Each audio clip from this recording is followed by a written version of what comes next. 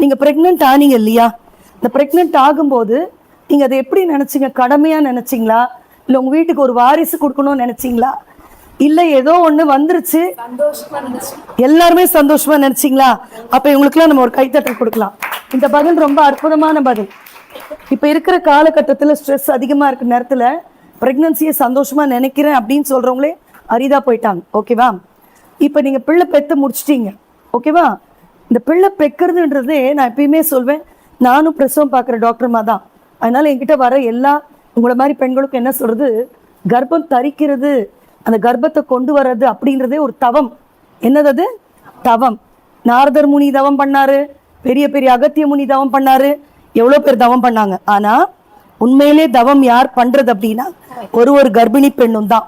அப்படி அந்த கர்ப்பிணி பெண் தவம் பண்ணுறா, நான் தவம் பண்ணுறேன் அப்படின்ற உணர்வு உங்களுக்கு இருந்தது அப்படின்னா உங்களால் உங்களுடைய கர்ப்பத்து காலத்தை அழகாக அனுபவிச்சு இயற்கையான பிரசவத்துக்கு போக முடியும். நீங்கள் ஸ்ட்ரெஸ் ஆனீங்க, கண்டமேனிக் ஸ்ட்ரெஸ் ஆகி சாப்பிட்டீங்க, குண்டானீங்க, அதெல்லாம் பண்ணிங்கன்னா தான் சிசேரியன் போயிடுவீங்க. புரியுதுங்களா?